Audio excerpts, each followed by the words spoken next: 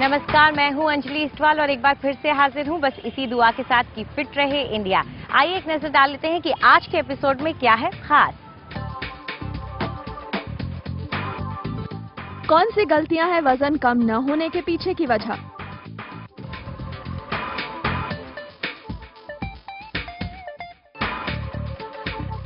CRT दिल के मरीजों की जिंदगी को कैसे करे आसान?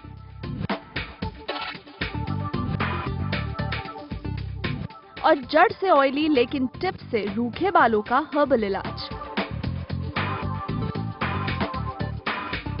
तो आज के एपिसोड में हम आगे आपको बताएंगे कि किस तरह से आप राहत पा सकते हैं जोड़ों के दर्द से योग की मदद से। लेकिन उससे पहले बात करते हैं दिल की। दिल की जब रफ्तार धीमी हो जाती है तो उसको सहारा दिया जाता है पेसमेकर का। लेकिन आजकल कार्डियक रीसिंक्रोनाइजेशन थेरेपी डिवाइस ऐसे आ गए हैं जो कि पुराने पेसमेकर्स को कहीं पीछे छोड़ चुके हैं।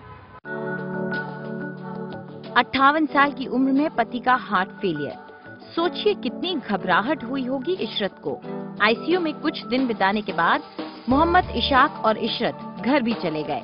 लेकिन कुछ दिन बाद फिर से इशरत को डर ने घेर लिया। मोहम्मद इशाक की तबीयत एक बार फिर से खराब हो गई।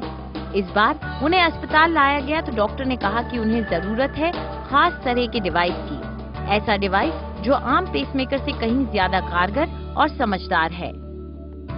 तो डॉक्टर्स ने कहा कि भाई एक नया पेसमेकर आया है, वो इनके लिए है जो फास्ट और स्लो दोनों हार्ट बीट को कंट्रोल करता है। तो मैंने कहा डॉक्टर आप ज्यादा जानते हैं हमसे ज्यादा, तो उन्होंने फिर यही रिकमेंड किया। मोहम्मद इशाक के दिल का ख्याल रखने के लिए डॉक्टरों ने लगाया कार्डियक रीसिंक्रोनाइजेशन थेरेपी डिवाइस यानी कि सीआरटी डिवाइस। इसके सामने पुराने जमाने के पेसमेकर फीके पड़ जाते हैं। ये सीआरटी डिवाइस मरीज के अंदर त्वचा से थोड़ा ही नीचे लगाया जाता है और इसकी लीड्स को जोड़ा जाता है दिल की दीवारों से। इन मरीजों के दिल 60 से 70% इसी डिवाइस पर निर्भर करने लगते हैं।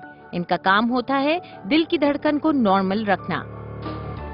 तो उससे इफेक्टिव जो हार्ट की जो पंपिंग एबिलिटी है वो बढ़ जाती है। और जस्ट लाइक जो दूसरे पेसमेकर जैसे इम्प्लांट होते हैं उसी की तरह से इसको लोकल एनेस्थीसिया में करते हैं। पेशेंट्स को कोई जनरल एनेस्थीसिया की ज़रूरत नहीं होती है। Hospital stay post operative just 2 दिन का होता है। ये डिवाइस इतने समझदार हैं कि ये मरीज को आने वाली परेशानियों के बारे में भी आगाह कर देते हैं। जिन मरीजों में हार्ट फेलियर हो चुका है उनका दिल खून का संचार सही तरीके से नहीं कर पाता। नतीजा होता है शरीर में फ्लूइड यानी पानी जमा होना। सूजन आती है या सांस फूलने लगता है, वो थोड़ा सा लेट स्टेज होता है। ये दिन पे दिन फ्लूइड जो बॉडी में वो एक सॉफ्टवेयर यूज करके मॉनिटर करता है। तो जैसे ही फ्लूइड एक्यूमुलेट होने लगता है वो एक बीप दे देता है। तो पेशेंट हॉस्पिटलाइजेशन वाले स्टेज में आने से पहले ही ये बीप के वजह से वो या तो डॉक्टर को फ़ोन करके पूछ लेता है क्या करना है या अपने आप अपनी दवाइयाँ एडजस्ट कर लेता है। इस सर्जरी के लिए ज्यादा बड़ा चीरा भी नहीं लगाया जाता है। एक छोटे से चीरे की मदद से ही शरीर में सीआरटी डिवाइस को लगाया जाता है। इसका खर्चा भी दूसरे पेसमेकर से ज्यादा है, करीब 9 लाख रुपए। बेनिफिट एनालिसिस देखते हैं। अब अपफ्रंट कॉस्ट डेफिनेटली दूसरे पेसमेकर से ज्यादा है। अगर आप देखेंगे कि इन पेशेंट्स के hospitalization, average hospitalization per year, average clinic visits per year and the medications per year, इन सब के कॉस्ट देखें और this has been calculated, then it turns out to be much cheaper. दिल की इस धड़कन से ही इंसान का शरीर चलता है। अगर ये धड़कन अपनी रफ्तार खो दे या अपनी ताल भूल जाए तो इसे ताल वापस देता है सीआरटी डिवाइस, ताकि इंसान एक सामान्य जिंदगी जी सके। आगे हम बात करेंगे जोड़ों के दर्द से निजात पाने की योग की मदद से, लेकिन उससे पहले बात वजन घटाने की। कहते तो हम सभी हैं कि हम बड़ी मेहनत करते हैं वजन घटाने के लिए, लेकिन अक्सर हम ऐसी छोटी छोटी गलतियां कर बैठते हैं जो कि हमारी सारी मेहनत पर पानी फेर देती है। तो आप भी नोट कर लीजिए, कहीं आप भी यही गलतियां तो नहीं कर रहे हैं।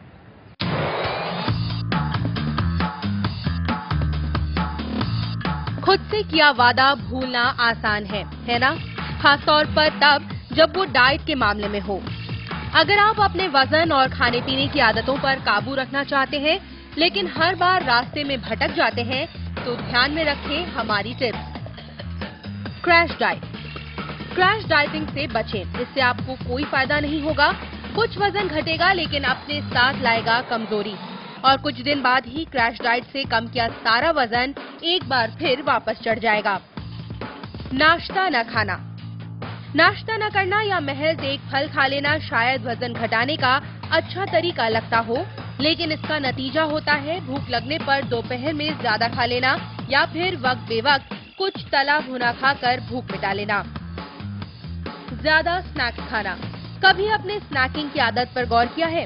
हाथ में पैकेट पकड़ा और बिना सोचे समझे अंधाधुंध स्नैक्स सफाचट कर डाले। क्या खाया क्या नहीं खाया कोई हिसाब नहीं, लेकिन जब किसी ने पूछा तो कहा खाने में तो बस 2 ही रोटी खाते हैं, जाने कहां से वजन बढ़ रहा है। भूख मारना। स्नैक्स खाने से हम आपको नहीं रोक रहे, हम रोक रहे हैं गलत स्नैक्स खाने से, यानी चिप्स और नमकीन जैसे स्नैक्स।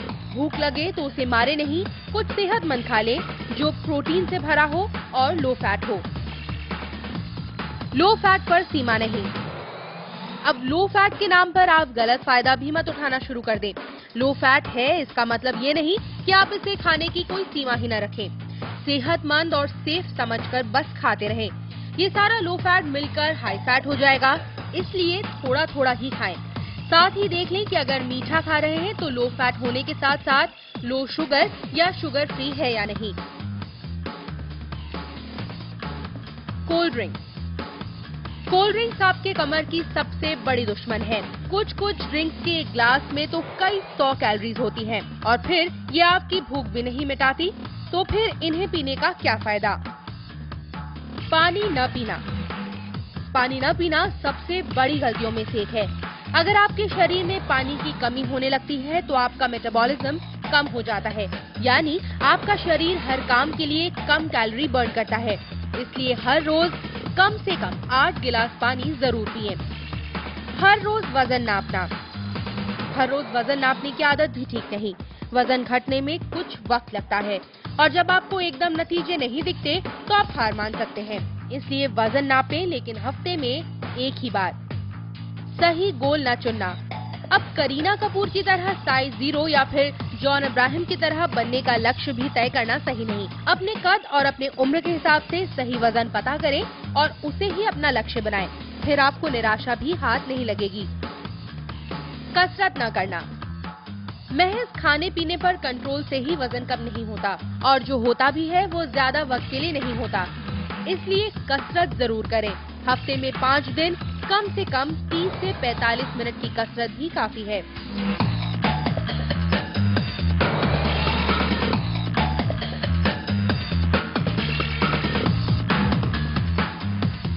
जोड़ों के दर्द की शिकायत अब इतनी आम हो गई है कि 35 साल के उम्र के लोग भी अब इसकी शिकायत करने लग गए हैं। और ये नतीजा होता है इस बात का कि आप बिल्कुल कसरत नहीं करते हैं, अपनी डाइट का ख्याल नहीं रखते हैं, तो ऐसे में जोड़ों का दर्द तो होगा ही। लेकिन आज हम आपको बताने वाले हैं कुछ ऐसे आसन जिनकी मदद से आप जोड़ों के दर्द से राहत पा सकते हैं। 30 की उम्र भी पार नहीं होती है और जोड़ों का दर्द सताने लगता है। जरूरी नहीं कि हम सभी को आर्थराइटिस हो, लेकिन जॉइंट पेन एक ऐसी बीमारी है जो इन दिनों बहुत ही आम हो गई है, खासकर उन लोगों में जो नौकरी पेशा हैं। आज हमारे साथ हैं डॉक्टर दीपक झा, जो हमें बताएंगे किस तरह से योगासन के जरिए आप जोड़ों के दर्द से छुटकारा पा सकते हैं। डॉक्टर दीपक, आपसे हम जानना चाहेंगे, जॉइंट पेन आजकल लगभग हर किसी को है, तो योगासन जॉइंट पेन से निजात दिलाने में कैसे मदद करता है? जितना देखिए आज के टाइम में लोग एक्सरसाइज नहीं करते हैं, ऑफिस में सुबह चले जाते हैं, शाम को आने का कोई वक्त नहीं होता और आते हैं खाना खा के सो जाते हैं, सुबह उठ के फिर से वही डेली रूटीन शुरू हो जाता है। तो इन बिटवीन जब उनके शरीर में कहीं एक्सरसाइज नहीं होता तो टॉक्सिन्स शरीर के अंदर जा रहे हैं, चाहे आप खाना खा रहे हैं, चाहे पानी पी रहे हैं, चाहे फ्रूट्स ले रहे हैं, सारी चीज़ें पोल्यूटेड हैं और इनके थ्रू आपके शरीर के अंदर टॉक्सिन्स जा रहे हैं और वो टॉक्सिन्स ब्लड के थ्रू आपके जॉइंट्स में एकत्रित हो जाते हैं और जब जॉइंट्स में एकत्रित हो जाते हैं तो धीरे धीरे जैसे उनकी मात्रा बढ़ने लगती है तो आपके जॉइंट्स में दर्द शुरू हो जाने, चाहे आपको शोल्डर हो, चाहे नेक हो, चाहे घुटना हो, चाहे रिस्ट हो, जो भी जॉइंट है आपके शरीर में वहाँ पे दर्द शुरू होने लगता है और बॉडी की स्टिफनेस बढ़ जाती है। अगर आप नियमित अभ्यास, कुछ योग का अभ्यास कर रहे हैं तो आप इन समस्याओं से निजात पा सकते हैं।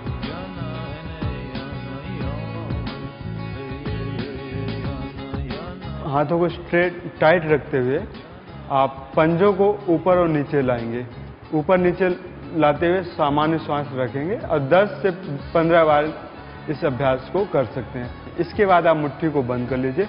मुट्ठी को बंद करने के बाद आप एक ही डायरेक्शन में क्लॉकवाइज को 10 बार घुमाएंगे और एंटी क्लॉकवाइज फिर 10 बार घुमाएंगे। इसके बाद आप पंजों को, अपने हाथ के फिंगर्स को कंधों पे रख लेते हैं और शोल्डर्स, नेक को रोटेट करते हैं। तो इसमें आपका रिस्ट का दर्द, एल्बो का दर्द, शोल्डर एंड नेक का दर्द दूर किया जा सकता है। और इस अभ्यास को आप ऑफिस में हैं या घर में कहीं पे भी हैं कर सकते हैं।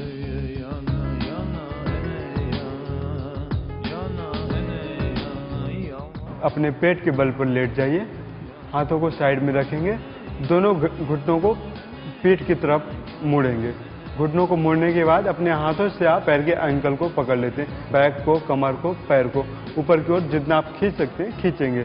टॉक्सिन्स होते हैं, वो ब्लड का फ्लो जब आप आसन करते हैं तो रुक जाता है। जैसे आप रिलीज करते हैं पोस्चर तो ब्लड का फ्लो तेजी के साथ बढ़ता है, तो वो जो टॉक्सिन्स है वो जॉइंट से निकलते हैं। तो जॉइंट से निकलने के बाद आपका कमर दर्द है, शोल्डर प्रॉब्लम है, इन सब चीज़ों से आप निजात पा सकते हैं।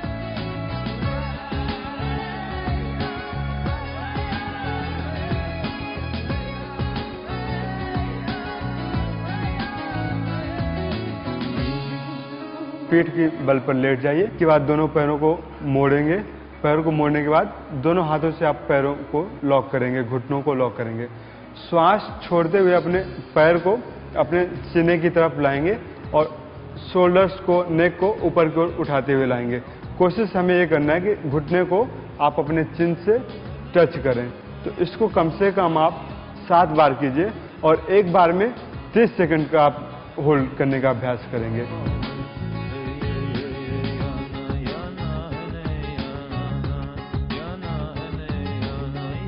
दोनों पैरों को सामने की ओर फैला के रख लीजिए। हाथ आपके दोनों कमर की साइड में रखे रहेंगे। इसके बाद आप लेफ्ट पैर को मोड़िए। लेफ्ट पैर को मोड़ने के बाद आप दोनों हाथों से ग्रिप बनाते हुए थाई मसल को नीचे से होल्ड करेंगे। अब श्वास लेते हुए पैर को सीधा करेंगे। श्वास छोड़ते हुए आप पैर को अंदर की ओर लाएंगे, स्टमक को प्रेस करते हुए। इस 7 बार के बाद आप दोनों एल्बो को लॉक कर लीजिए। पैर के घुटने को क्लॉकवाइज रोटेट करेंगे। क्लॉकवाइज रोटेट करने के बाद 7 बार एंटी क्लॉक रिपीट करेंगे। चाहे आपको अर्थराइटिस की वजह से घुटनों का दर्द हो, चाहे आपकी लाइफस्टाइल डिसऑर्डर की वजह से घुटनों का दर्द हो, किसी भी तरह का अगर आपको घुटनों का दर्द है, इस 2 अभ्यासों के माध्यम से आपको घुटने का दर्द दूर कर सकते हैं। शुक्रिया डॉक्टर दीपक आपका। तो आपने देखा कितने आसान है ये आसन, और इनमें से कुछ आसन तो ऐसे हैं जो आप कभी भी कहीं भी कर सकते हैं, जिनसे ना सिर्फ आपको दर्द में आराम मिलेगा बल्कि आपकी स्ट्रेचिंग भी होगी, यानी कि जो आपके मसल्स स्टिफ हो गए हैं उन्हें थोड़ा सा फ्लेक्सिबिलिटी इनसे मिलेगी। लेकिन इसके साथ में हमारी एक और सलाह का भी आप ख्याल रखिएगा कि आप एक ही अवस्था में, एक ही पोजीशन में बहुत देर तक बैठे मत रहिए। 20 मिनट के बाद, आधे घंटे के बाद उठकर एक चक्कर लगाकर जरूर आइए, जिससे कि आपके शरीर के अंदर ब्लड सर्कुलेशन होता रहे। फिट रहे इंडिया में वक्त है एक ब्रेक का। ब्रेक के बाद हमारी हर्बल ब्यूटी एक्सपर्ट आपको बता रही हैं आपके बालों के लिए कुछ होममेड पैक।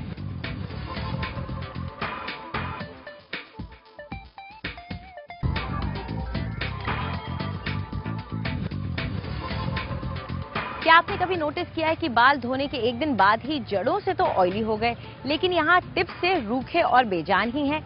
अगर आपकी भी यही शिकायत है तो फिर चिंता मत कीजिए, क्योंकि हमारी herbal beauty expert Suparna Trikha आपको बता रही हैं कुछ ऐसे होममेड पैक्स जिन्हें आप घर पर बनाएं और अपने बालों पर लगाएं। क्या आपको पता है स्किन की तरह आपके बालों में भी कॉम्बिनेशन होता है ऑयली और ड्राई का, और ऐसे ही कुछ परेशानी से मैं भी जूझ रही हूँ और इसी का समाधान ढूंढने के लिए आई हूँ आज सुपर्णा त्रिखा के पास। सुपर्णा, मुझे बहुत बड़ी प्रॉब्लम है और वो ये कि मेरे स्कैल्प तो ऑयली है और बाल नीचे से ड्राई हो गए हैं। अब अगर मैं ऑयली स्कैल्प के लिए कोई शैम्पू या कोई भी ट्रीटमेंट करती हूँ तो बाल जो है और भी ज्यादा ड्राई हो जाते हैं, और अगर ड्राई बालों के लिए कुछ करती हूँ तो मेरे जो ऑयली स्कैल्प है वो और ऑयली हो जाता है। वो जो शैम्पू है, जो भी ट्रीटमेंट है, एक दिन के अंदर ऐसा लगता है जैसे कि पूरी तेल की बोतल मेरे सर में आ गई हो। तो मैं क्या करूँ? आपके बाल स्कैल्प पे बहुत ही ज्यादा ऑयली है एंड एंड्स आपके ड्राई हैं, तो बिल्कुल डल, लिम्प, लाइफलेस लगते हैं ऊपर से, और नीचे से आपको बहुत ड्राई एंड फ्रिजी लगते हैं। इसके लिए आपको अपने बालों को 2 हेयर टाइप्स की तरह ट्रीट करना पड़ता है, जैसे हम अक्सर स्किन को कॉम्बिनेशन हेयर टाइप्स पे ट्रीट करते हैं। मैं एक पैक बताऊंगी जिसमें आधा जो आपका बाल एंड स्कैल्प है उस पर आप ऑयली हेयर का पैक लगाएंगे, एंड जो ड्राई एंड्स हैं उसके लिए आप पोर्शन एंड स्मूथनेस के लिए पैक लगाएंगे। मैं आपको सबसे पहले बताऊंगी कि जो हम स्कैल्प के ऊपर पैक लगाएंगे वो हम लगाएंगे इसके साथ। ये है फुलर्स अर्थ यानी कि मुल्तानी मिट्टी, कम से कम 3-3.5 चम्मच। रीठा से बालों में चमक आती है, एंड ये सिट्रिक होता है। अगर आप इसको सूंघ के देखेंगे इसमें खट्टेपन की स्मेल है। और इसी में हम डालेंगे नींबू का रस। एग्स नरिशिंग होते हैं and also they are very good to reduce oiliness. और इसमें हम डालेंगे चाय की पत्ती का पानी।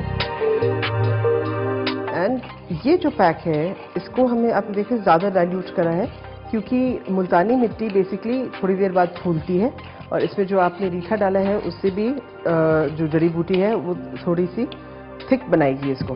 तो slowly you will see that this pack will become thicker. तो ये प्रिपरेशन हमारे स्कैल्प के लिए, ये आपके स्कैल्प एंड हाफ यहाँ तक हम लगाएंगे जहाँ पर आपके बाल बिल्कुल लिम्प है। ये आपका तैयार हो गया। Now we will make the second pack जिसमें हम डालेंगे pure honey, good 2 to 3 teaspoons, और इसमें हम मिक्स करेंगे थोड़ा सा दूध। This will go into your ends of the hair. तो अगर आप तैयार हैं, can we start applying the pack? आई चेतना, आपका जो हेयर है हम 2 डिफरेंट हेयर टाइप्स के तरह उसको ट्रीट करेंगे। और पहले वाले पे हम ऑयली बालों का पैक लगाएंगे right from the root of your hair, बिल्कुल जड़ों से, ताकि जड़ों में और स्कैल्प में पोर्शन मिले। और जब जैसा जैसा ये पैक लगता जाएगा आपको एक बहुत ही कूल ठंडी फीलिंग महसूस होगी। आप देख रहे हैं आधे बालों में ऑयली हेयर का पैक लगेगा, एंड्स पे ड्राई हेयर के बालों का पैक लगेगा। और आप देखेंगे कि आपके बाल कितने शाइनी, वॉल्यूमनस एंड फुल बॉडीड लग रहे हैं। तो ये याद रखना है कि हमेशा आपने अपने बालों को कॉम्बिनेशन हेयर टाइप की तरह ट्रीट करना है, यानी कि स्कैल्प से लेके half way to the hair treat with differently, and ends जो है उनको आपने कोई भी पोर्शन या मॉइस्चराइजिंग एजेंट ज़रूर लगाना है। लेकिन अगर आपके पास समय नहीं है और आप दौड़ने में लगे हुए हैं हेक्टिक लाइफस्टाइल में, तो आप ये इस्तेमाल कर सकते हैं to improve your bounce and volume. ये 1 गिलास चाय की पत्ती का पानी है जिसमें हमने आधा नींबू का रस निचोड़ा हुआ है। शैम्पू करने के बाद आप एज अ कंडीशनर इसको यूज़ करेंगी, और उसके बाद आप पानी डाल के वॉश आउट नहीं करेंगी, और फिर आप देखेंगे कि आपके बालों में कितना बाउंस एंड शाइन आता है जस्ट इन 5 मिनट्स। फिट रहे इंडिया में आज इतना ही। आपको हमारा कार्यक्रम कैसा लगा हमें ज़रूर बताएं। आप अपनी राय हमें SMS कर सकते हैं 56388 पर, लेकिन उससे पहले फिट ज़रूर लिखेगा। आप चाहें तो हमें ईमेल भी कर सकते हैं fit@ndtv.com पर। अगर आप इन सारे एपिसोड्स को ऑनलाइन देखना चाहते हैं तो लॉग ऑन कीजिए ndtvkhabar.com और tuba.com पर। अगर आप मुझसे कुछ कहना चाहते हैं तो लॉग ऑन कीजिए मेरे पेज ndtv.com/अंजलि पर। फिलहाल पूरी टीम को इजाजत दीजिए और देखते रहिए NDTV इंडिया।